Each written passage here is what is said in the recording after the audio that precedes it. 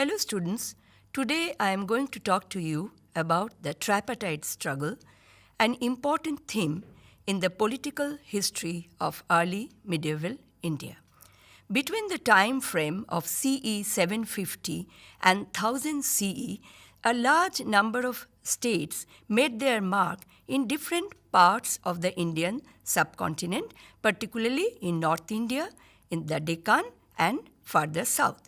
According to eminent historian Romila Thapar, this period was marked by the feature of regionalism, and all these states focused on building up strong and consolidated kingdoms.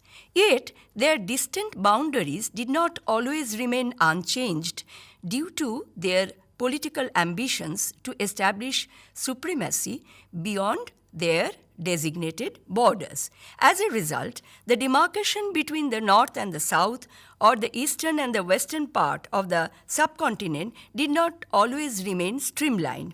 All these regional states had their own identity marked by local as well as ecological factors.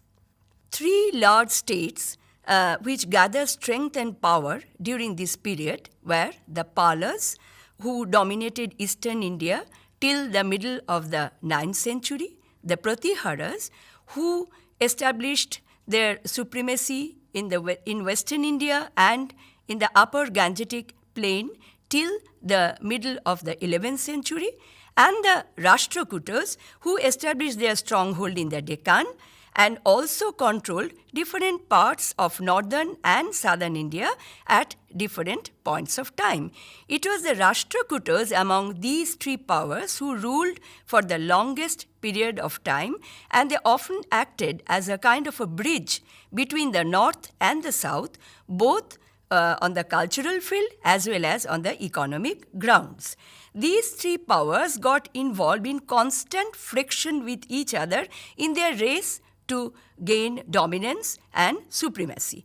But at the same time, they provided strong and able governments, gave good governance to their subjects, extended agriculture, built up ponds and canals, and were great patrons of art and letters, and especially gave patronage to temples. As we proceed with our discussion, we can analyze how they attempted to move towards the north, all these three powers. Contemporary Arab writers comment on these three emerging states and their role in northern Indian politics. They refer to the Rashtrakutas as Al-Balhara, the Gurjara Pratiharas as Al-Zurs, and the Palas as Rohma or Dharma. Perhaps it was a shortened version of the name Dharmapala. It is referred that these three major states were fighting for the control of the northern Gangetic Valley, and with the ultimate goal of overpowering the imperial city of Kanauj. However, these maneuvers of these three powers were like a game of chess, which historian Romila Thapar calls a political chess, and it was restricted by the doctrine of the mandalas, that is a circle of enemy and friends. Within this circle, the neighbor could be an enemy, but the kingdom lying next to the neighboring states could easily be a friendly kingdom. So the application of this doctrine of mandala was guided by political conditions, although its theoretical elaboration continued to be discussed in major texts and later texts too, not only the contemporary one, also in the later texts like Vishnu Dharmottara. Now I will talk to you about the main city of contention among these three powers, that is the imperial city of Kanauj. The importance of this city, of course, needs to be discussed in this context. The urban focus of the Gangetic plains shifted from Pataliputra to Kanauj during this period of time. Located closer to the northwest, it was a center of activities as well. It invited interventions from different powers. As a center of distribution, Kanauj was connected to the routes going eastwards through the Gangetic plains as well as to those going towards South India. Both Harshavardhana and Jashovarman, who followed him, emphasized the strategic importance of Kannauj in the post-Gupta period.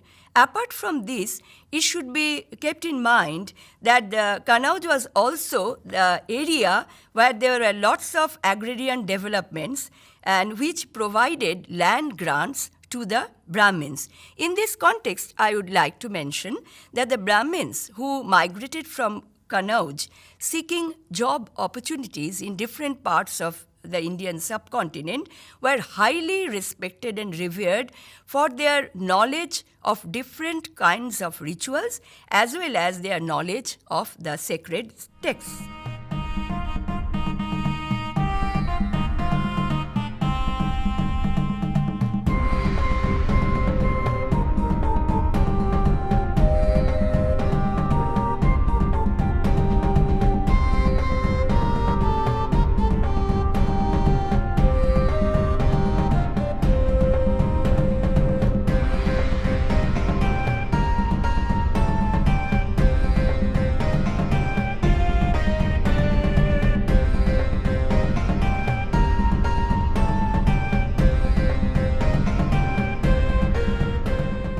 The death of King Harshavardhana in the later part of the 7th century led to chaos and disorder in North India. As it has already been pointed out, that Kannauj since the time of Harshavardhana was considered as an imperial city and it symbolized the sovereignty of northern India, a status which later Delhi acquired.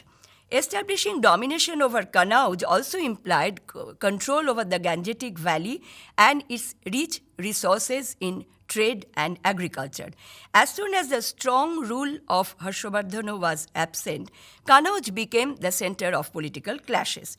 Jashovarman, who occupied the throne for some time after Harsha's death, was constantly threatened by the mighty and powerful king of Kashmir, Lalitaditya. The result of confrontation between Lalitaditya and Jashovarman proved disastrous for Jashovarman. The ruler of Kannauj lost both power and prestige, and the position of the city became all the more vulnerable as it was constantly eyed by the Rashtrakutas, the Pratiharas, and the Palas. Jashovarman's death brought in further chaos. Vajrayudha succeeded him and ruled for a brief period of time.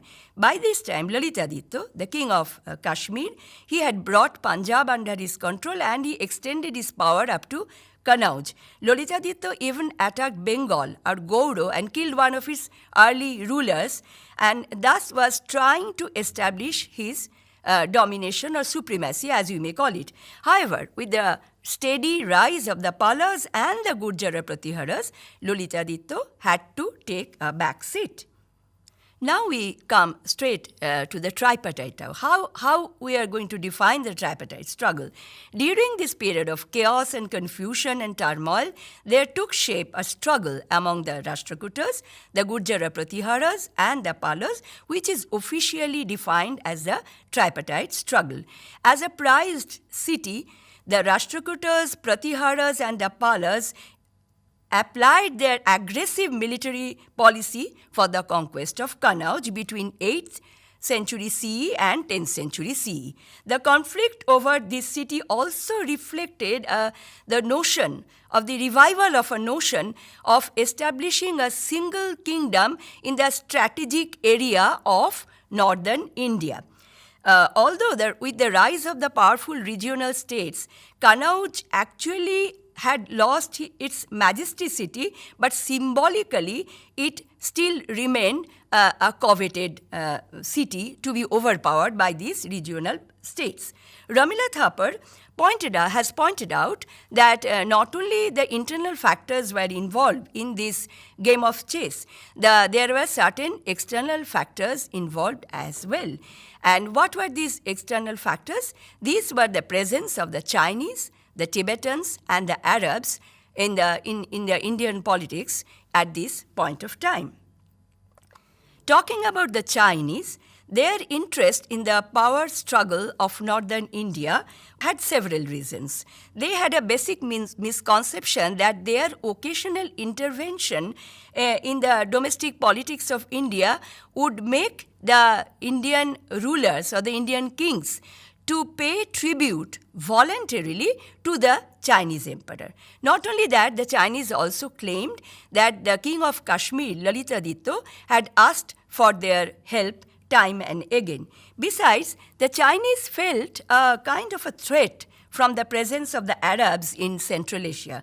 With the coming of the Arabs, there were constant movement of the Turks in this area, and this activity disturbed the Chinese as well as they became quite apprehensive.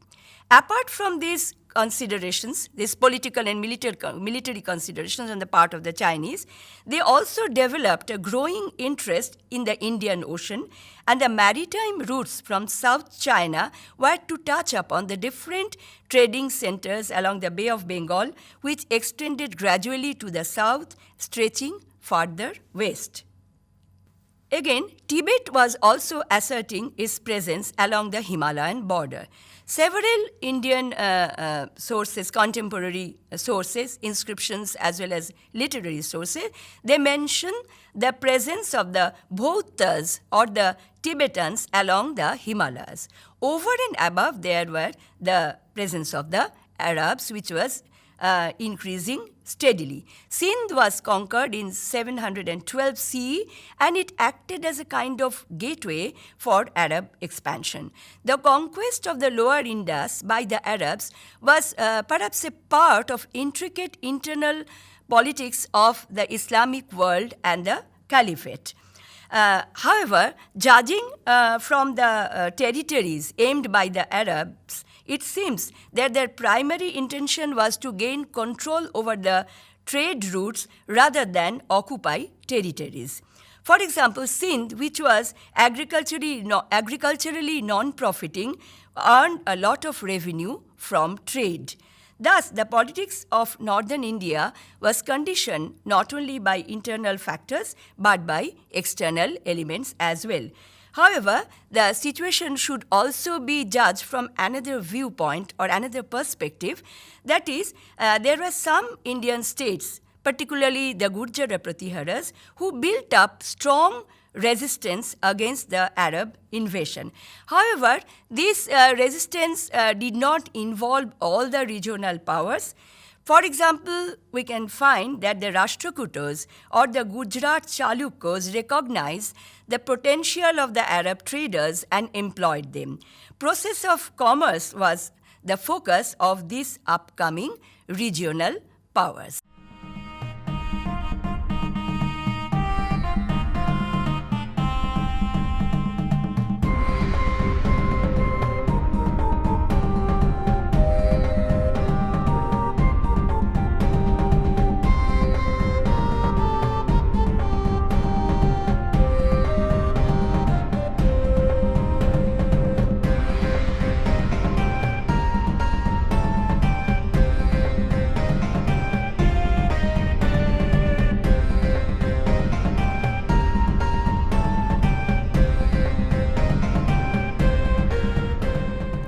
So, summarizing the causes of the struggle, the first point to be noted is the symbolic importance of Kannauj as a center of power. Secondly, the dominance over Kannauj automatically led to the control of the central Gangetic Valley, rich in resources and strategically important for trade and commerce. And thirdly, tributes and wealth could be collected by the victorious powers. The kingdoms involved in the struggles, as I have already mentioned time and again, and were the Rashtrakutas in the Deccan, the Pratiharas in western India, and the Palas located in eastern India. Since all these powers shared more or less the same military strength and similar organizational power, they got exhausted by their mutual confrontation quite quickly, and in a way this gave opportunities to the feudatories and the Samantas to come up or to break away from them, which I am going to talk to you later on. As Kashmir, Gandhar and Punjab remained involved with the rivalry over the borderlands, Kanauj controlled the Gangetic plains.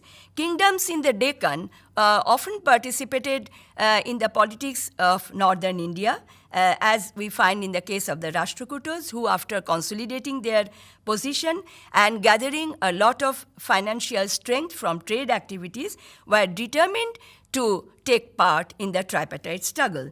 Next we come to the Pratiharas, who ruled from Vinmal near Mount Abu. This center was quite significant for the fire sacrifice, which symbolized the myth of Agnikul of the 4 Rajput clans, which was held at Mount Abu. The Pratiharas successfully resisted the Arabs and then concentrated on eastward expansion. By the end of the millennium, they not only ruled over a large part of Malwa and Rajasthan, but also conquered Kanauj for a period. So the Pratiharas indeed were a powerful contestant in the tripartite struggle.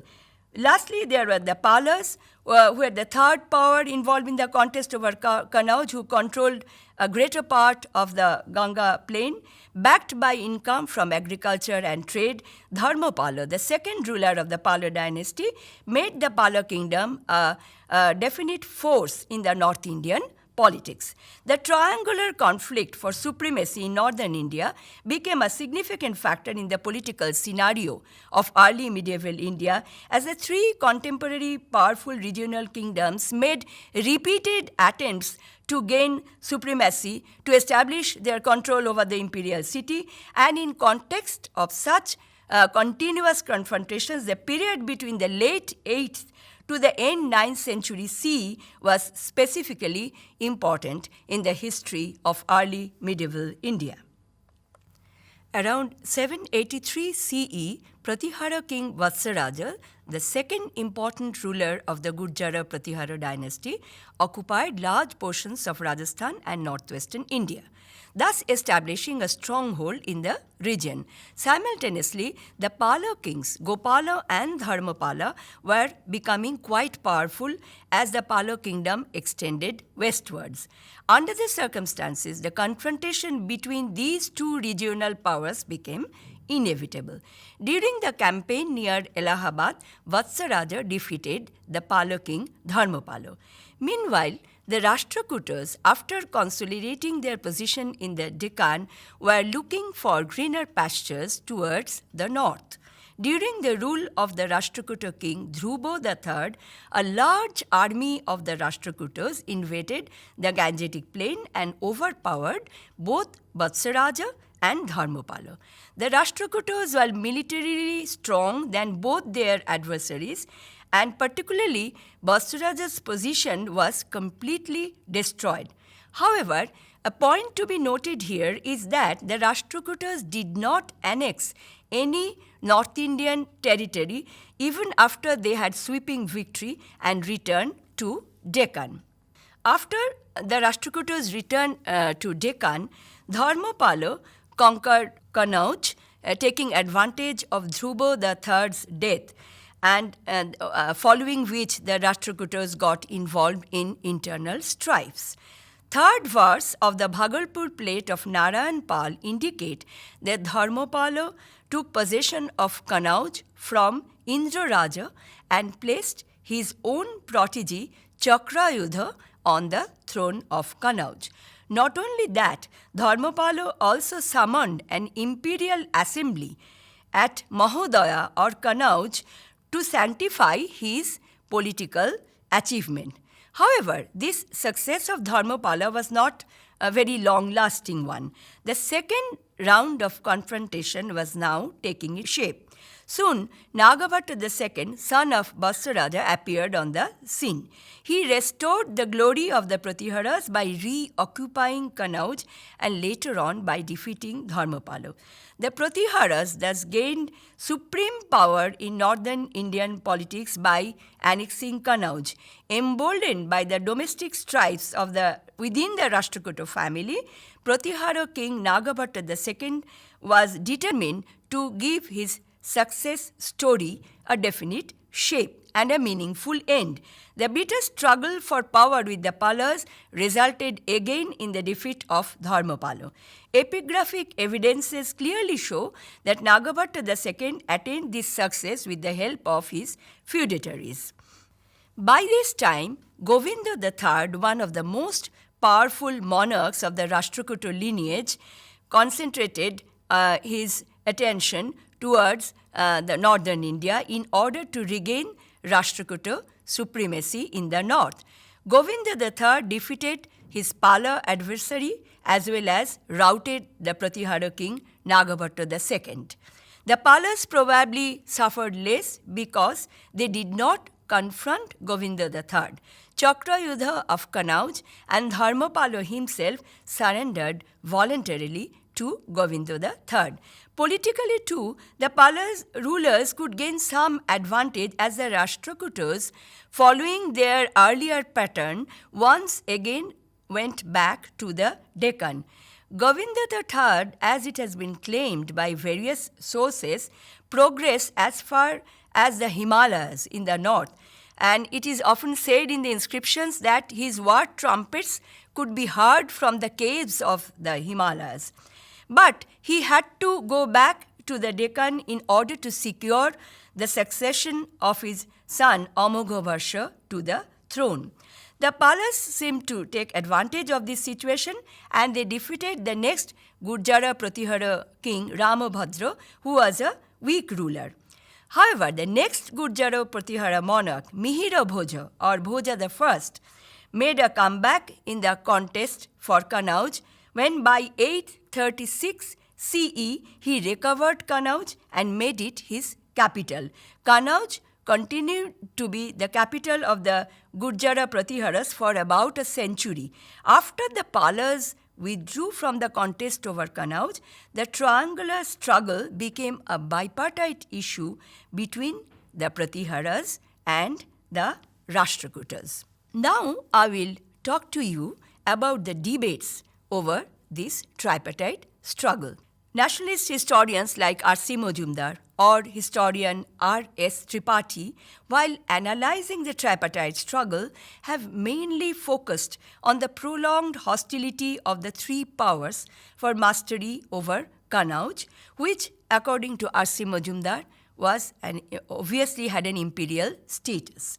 Dinesh Chandra Sarkar, however, prefers to interpret the issue from a different perspective. According to Professor Sarkar, he identifies the Ayudhas, that is the local rulers of Kannakubja or Kanauj, as an important part of this struggle. Although the Ayudhas either sided with the Pratiharas or the Palas for sustaining their existence in Kanauj, from this perspective there were not three but four powers involved in such hostilities. Dinesh Chandra Sarkar had further pointed out that the involvement of the Palas in this confrontation was an extension of the Gaura-Kannakubja rivalry, which was taking its shape from the second half of the 6th century CE and continued later till the 12th century CE through clashes between the Senas of Bengal and the Gahadavalas of Kanauj.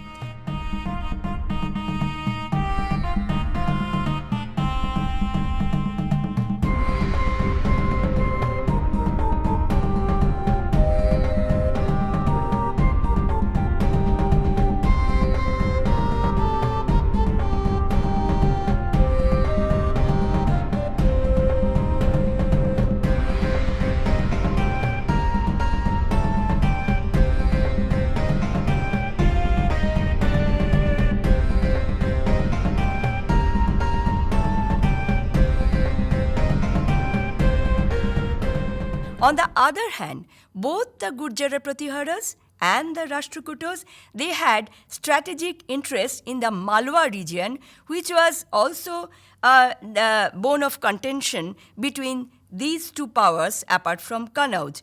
From this, we can conclude that perhaps importance of Kannauj was more symbolic than real, and it can be contested whether this period could be interpreted as the age of imperial Kannauj. The almost simultaneous decline of the Pratiharas, the Palas, and the Rashtrakutas reflect the fact that they shared almost similar military strength, depending heavily on armies.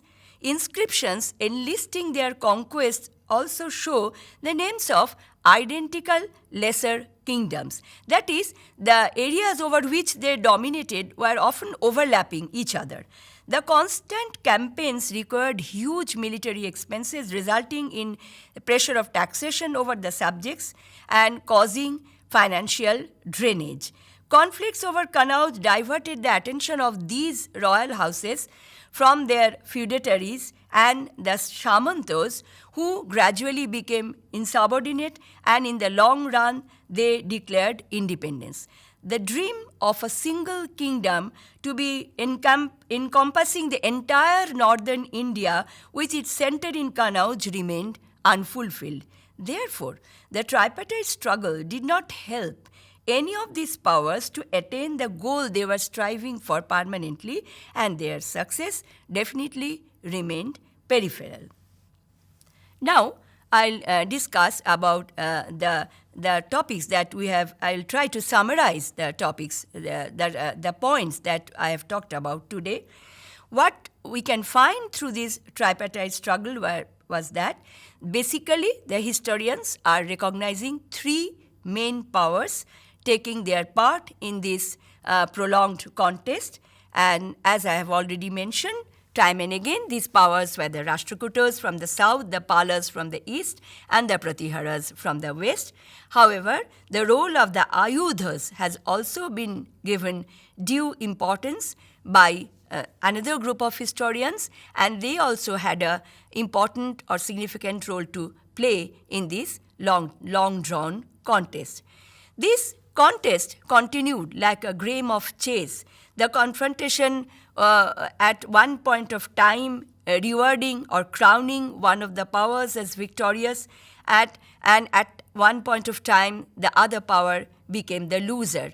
So it was a kind of an up and down, a kind of a not a very linear movement, each power trying to take advantage of the weakness of the other power involved in the contest. In the canvas of early medieval India, the tripartite struggle thus remained an inconclusive episode, demonstrating the military strength of the regional powers who dominated the political structure of the time. This struggle definitely, it reflected the political and the military ambition of these regional powers, which sort of encouraged them to divert their attention from their internal politics and to get involved in an overall context of North Indian politics. Each were placed in different geographical areas, but their center of conflict or center of contention continued to be northern India or Kannauj for quite a long period of time. Thank you.